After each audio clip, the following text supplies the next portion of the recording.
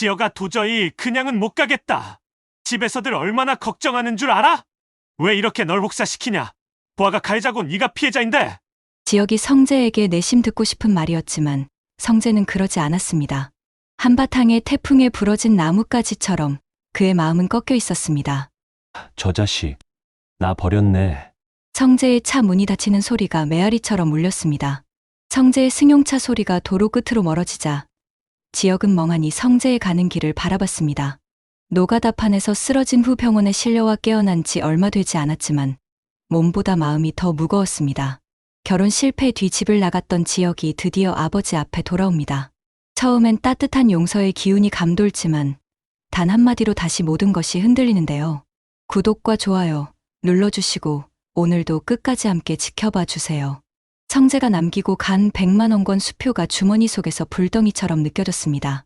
떨리는 손으로 수표를 꺼내 펼쳐본 지혁의 입술이 씁쓸하게 일그러졌습니다. 저 자식도 나 버리는 건가? 내 아빠처럼. 성재의 뒷모습을 떠올리며 지혁은 혼잣말을 내뱉었습니다. 중고등학교 시절부터 함께했던 절친. 어릴 때 왕따 당하던 성재를 구해준 이후로 늘 자신과 친하게 지내는 녀석이었는데 이제는 동정의 돈을 던지고 떠나버렸습니다. 결국 나도 이런 신세구나. 수표를 다시 주머니에 구겨 넣으며 지혁은 깊은 한숨을 내쉬었습니다. 그 순간 마치 봉인되어 있던 기억의 상자가 열리듯 과거가 물밀듯 밀려왔습니다. 이제는 기억도 희미한 5살 때의 그날이었습니다. 곰팡이 냄새가 진동하던 작은 월세방. 아버지는 늘 술에 취해 있었고 지혁은 혼자서 라면으로 끼니를 때우며 하루하루를 버텼습니다. 그러던 어느 날 새벽 아버지가 갑자기 지혁을 깨웠습니다. 지혁아, 일어나. 아빠랑 어디 좀 가자. 졸린 눈을 비비며 따라 나선 곳은 에델 보육원이었습니다. 커다란 철문 앞에서 아버지는 지혁의 어깨를 잡고 무릎을 꿇었습니다. 술 냄새가 진동했지만 아버지의 눈에는 눈물이 가득했습니다. 지혁아, 아빠가 미안하다. 여기서 잠시만 있어. 잠시만. 아빠가 돈 벌어서 꼭 데리러 올게. 약속한다. 아버지는 떨리는 손으로 주머니를 뒤적이더니 꼬깃꼬깃 접힌 10,000원짜리 5장을 지혁의 작은 주머니에 넣어주었습니다. 이거 가지고 있어. 배고프면 뭐라도 사 먹고. 아빠 금방 올게. 알았지? 그것이 아버지와의 마지막이었습니다. 며칠 후 보육원 원장실 TV에서 뉴스가 흘러나왔습니다. 오늘 새벽 4시경 오리시 양수저수지에서 30대 초반 남성이 숨진 채 발견되었습니다. 경찰은 극단적 선택을 한 것으로 지혁은 직감했습니다. 그것이 아버지라는 걸. 화면에 나온 저수지의 모습을 보며 어린 지혁은 주먹을 꽉 쥐었습니다. 원망과 서러움, 그리고 깊은 상처가 뼛속 깊이 새겨진 순간이었습니다. 왜 날 버리고 간 거야, 아빠? 그로부터 몇 개월 후 상철과 다정 부부가 에델 보육원을 찾아왔습니다. 아이가 생기지 않아 입양을 결심한 부부였습니다. 다른 아이들은 적극적으로 자신을 어필했지만 지혁은 구석에서 조용히 눈치만 보고 있었습니다. 저 아이. 상철의 시선이 지혁에게 머물렀습니다. 무언가에 이끌린 듯 상철은 지혁에게 다가갔습니다. 얘야, 이름이 뭐니? 박지혁이요. 몇 살이니? 5살이요. 상철은 지혁의 눈동자를 들여다봤습니다. 그 안에 담긴 깊은 슬픔과 외로움을 본 것일까요? 상철은 아내 다정을 돌아보며 말했습니다. 여보, 이 아이는 어때? 뭔가 마음이 쓰이네. 그렇게 지혁은 이상철의 집으로 들어왔습니다. 하지만 가난의 굴레는 쉽게 벗어나지지 않았습니다. 상철의 집도 넉넉하지 않았고 병원 중인 할아버지와 할머니, 외할아버지까지 모시며 살아가는 것은 늘 빠듯했습니다. 지혁은 그때의 기억을 떠올리며 눈시울이 붉어졌습니다. 지혁은 침대에서 일어나 창가로 걸어갔습니다. 여관 창밖으로 보이는 도시의 풍경이 낯설게 느껴졌습니다. 높은 빌딩들과 바쁘게 움직이는 사람들. 모두가 자신보다 나은 삶을 살고 있는 것처럼 보였습니다. 가난에서 벗어나려고 발버둥 쳤는데 결국 또 이 모양이야. 정보아와의 결혼. 그것은 지혁에게 인생을 바꿀 수 있는 절호의 기회였습니다. 하늘건설 회장의 무남 동료. 조건만 맞으면 완벽한 결혼이었습니다. 하지만 그마저도 실패로 돌아갔습니다. 결혼식장에서 신부는 도망갔고 지혁은 모든 하객들 앞에서 망신을 당했습니다. 그 후로 지혁은 식음을 전폐하다가 결국 노가다판으로 나갔고 그곳에서 쓰러져 병원에 실려온 것입니다. 그때 주머니에서 진동이 울렸습니다. 휴대폰을 꺼내보니 도망간 정보아에게서 온 문자였습니다. 오빠, 정말 미안해요. 제가 다 망쳤어요. 보상해드릴게요. 아빠가 충분히 보상하실 거예요. 꼭 연락하세요. 지역의 눈빛이 날카롭게 변했습니다. 실패했다고 생각했던 기회가 아직 완전히 끝난 것은 아니었습니다. 그래, 결혼은 실패했지만 아예 실패한 건 아니었구나. 이렇게 끝낼 수는 없어. 지역은 즉시 휴대폰을 들어 정우영의 번호를 찾았습니다. 잠시 망설이다가 통화 버튼을 눌렀습니다. 여보세요, 회장님. 이지역입니다. 오, 지역군. 어떻게 지내나? 보아 일은. 정말 미안하게 됐네. 괜찮습니다, 회장님. 그보다 한 번 뵙고 싶습니다. 그래, 언제든 오게. 내일 회사로 와도 좋네. 통화를 끝낸 지역은 거울을 보며 자신의 초췌한 모습을 확인했습니다. 수염이 덥수룩하게 자랐고 얼굴은 창백했습니다. 하지만 눈빛만은 살아있었습니다. 한편 카페 아지트에서는 은호가 에스프레소 머신을 청소하며 멍하니 생각에 잠겨 있었습니다. 지역이 노가다판에서 쓰러졌다는 소식을 들은 후로 마음이 복잡했습니다. 지역 선배. 은호는 커피잔을 닦으며 지역과의 추억을 떠올렸습니다. 대학 동아리에서 처음 만났을 때부터 지역은 특별했습니다. 책임감 있고 의리 있고 누구보다 열심히 사는 사람이었습니다. 그런 지역이 돈 때문에 정보아와 결혼하려 했다는 사실이 아직도 믿기지 않았습니다. 은호야, 또 멍 때려? 수정이가 옆으로 다가와 물었습니다. 은호는 억지로 미소를 지으며 고개를 저었습니다. 아니야. 그냥 날씨가 좋아서. 거짓말. 또 지역 선배 생각하는 거지? 아니라니까. 수정이 한숨을 쉬며 은호의 어깨를 토닥였습니다. 이제 그만 잊어. 그 사람은 내가 생각했던 사람이 아니었어. 소개팅 날짜 잡고 있으니까 좀만 기다려봐. 그때 카페 문이 열리며 성재가 들어왔습니다. 평소와 달리 흰색 정장을 쫙 빼입은 성재. 모델핏이란 이런 걸 말하는 걸까요? 어서 오세요, 본부장님. 오랜만이에요. 은호가 인사하자 성재는 쓴웃음을 지었습니다. 카운터로 다가온 성재는 잠시 머뭇거리다가 입을 열었습니다. 은호 후배. 네. 나. 어떻게 생각해요? 은호는 난데없는 질문에 당황했습니다.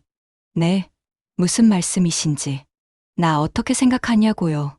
성재의 진지한 표정에 은호는 더욱 당황했습니다. 하나 있는 친구가 가출하더니 드디어 미친 건가 라고 생각하는 찰나. 성재의 시선이 카운터 옆 벽에 붙은 구인 광고로 향했습니다. 저 여기서 일하고 싶어요. 구인 광고 봤는데. 은호는 놀란 눈으로 성재를 바라봤습니다. 본부장님이 왜? 회사 일이 있으시잖아요. 퇴근 후에 시간이 나니까요. 그때는 일할 수 있을 것 같아요. 정말요? 본부장님 같은 분이 왜 여기서? 은호 후배가 있으니까요. 성재는 사실 은호에게 고백하고 싶었습니다. 하지만 지역의 일로 상처받은 은호에게 지금 부담을 주고 싶지 않았습니다. 그래서 애둘러 표현한 것입니다. 그냥 심심해서요. 퇴근하고 갈 곳도 없고 여기서 일하면서 시간도 보내고 은호 후배도 도와주고 싶어서요. 은호는 성재의 진심이 담긴 눈빛을 보며 잠시 망설였습니다. 성재가 자신을 좋아한다는 것을 모르는 것은 아니었습니다. 하지만 지금은 누군가를 받아들일 마음의 여유가 없었습니다. 본부장님만 괜찮으시다면 그렇게 하세요.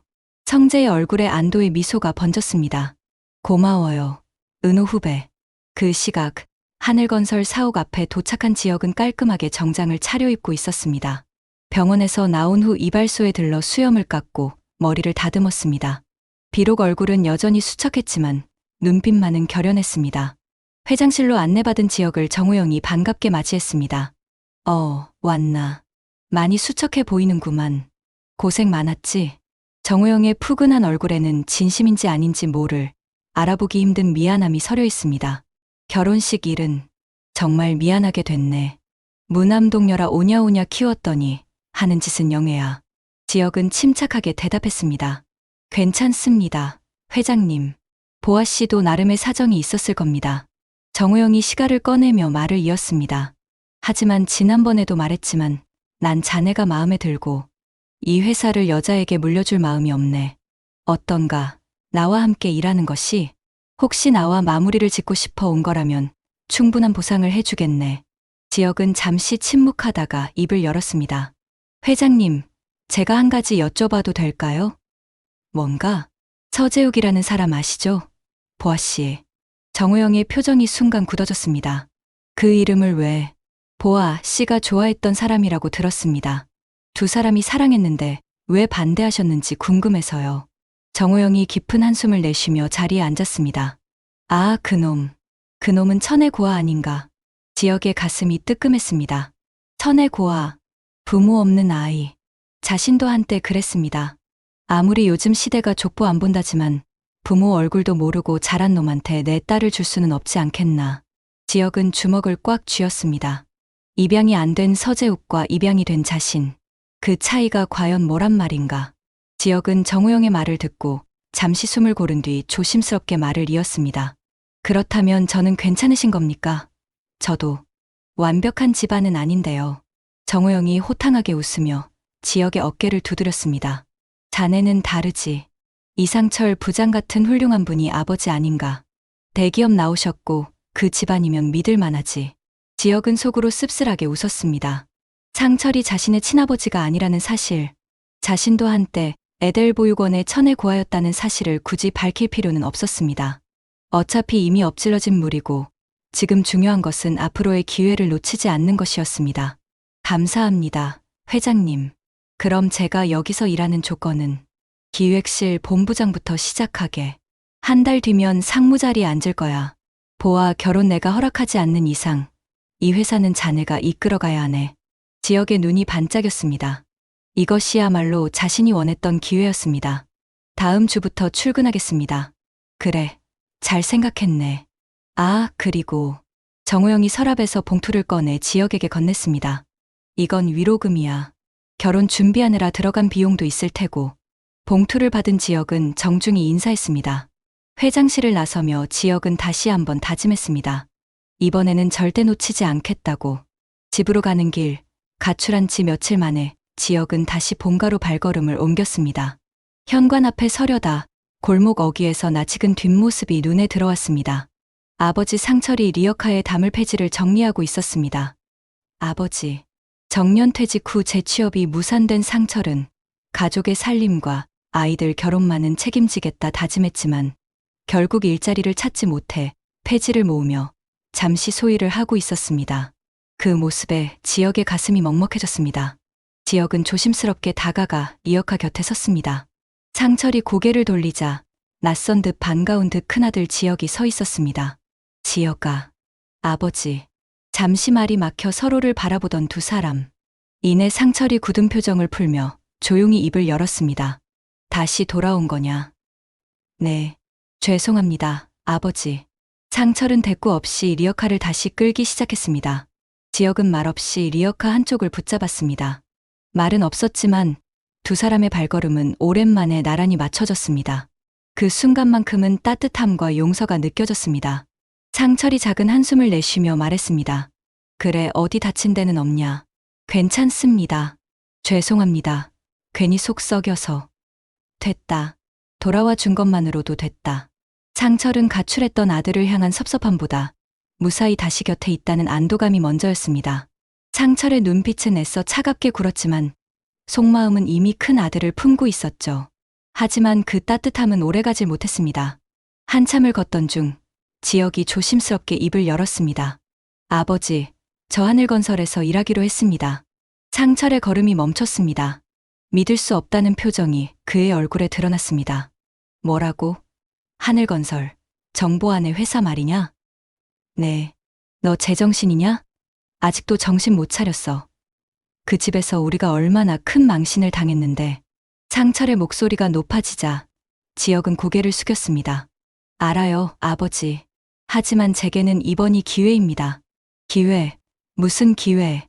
넌 어떻게 된 게 자존심도 없냐? 순간의 따뜻함은 사라지고 다시 싸늘한 공기가 두 사람 사이를 갈랐습니다. 상철은 분노를 이기지 못해 리어카를 놓아버렸습니다. 아버지, 저도 자존심 있습니다. 하지만 지역은 말끝을 맺지 못하고 주변을 둘러보았습니다. 골목길에 가득 실린 폐지, 거칠어진 아버지의 손. 이렇게 사는 게 더 자존심 상해요. 아버지가 이 나이에 이러시는 걸 보는 게 저는 더 아픕니다. 상철의 얼굴이 붉어졌습니다. 내가 이러는 게 창피하냐? 내 아버지가 부끄럽냐? 그게 아니라 됐다. 더 듣고 싶지 않다. 상철은 다시 리어카를 잡아 끌며 현관 앞까지 걸어갔습니다. 잠시 멈추더니 굳은 목소리로 말했습니다. 너 집에는 들어오지 마라. 아버지, 하늘건설 들어가는 거 그만두지 않으면 이 집 문턱 넘지 마. 문이 쾅 닫혔습니다. 지역은 한동안 그 자리에 서 있다가 고개를 떨군 채 천천히 돌아섰습니다. 그날 밤 상철과 다정의 침실에서는 부부의 대화가 이어지고 있었습니다. 지혁이가 하늘건설에 들어간다고요? 다정이 놀란 목소리로 물었습니다. 상철은 이불을 뒤집었으며 대답했습니다. 그 녀석 정말 정신을 못 차렸어. 그렇게 망신당하고도. 그래도 일자리를 구한 건 다행이잖아요. 다행? 당신도 정신이 없구만. 그게 무슨 일자리야. 개 같은 대접받을 게 뻔한데. 다정은 한숨을 쉬며 남편의 등을 쓰다듬었습니다. 여보, 지혁이도 나름대로 생각이 있겠죠. 우리가 너무 뭐, 내가 잘못했다는 거야? 그게 아니라 지혁이 입장도 이해해보자는 거예요. 상철은 아무 대답 없이 등을 돌려 누웠습니다. 하지만 아직 아무도 몰랐습니다. 그들에게 또 한 번의 위기가 오리라는 걸. 따뜻한 귀가와 화해의 순간은 짜렸습니다. 하늘건설에서 일하겠다는 지역의 고백은 결국 아버지의 분노를 다시 불러왔습니다. 결혼 실패의 상처 위에 또 다른 갈등의 그림자가 드리워지고 있습니다. 이들의 가족은 앞으로 어떤 시련을 맞게 될까요? 그리고 지역은 정말 이 선택으로 새로운 길을 찾을 수 있을까요? 다음 이야기가 궁금하시다면 구독과 좋아요 꼭 눌러주시고 함께 지켜봐 주세요. 감사합니다.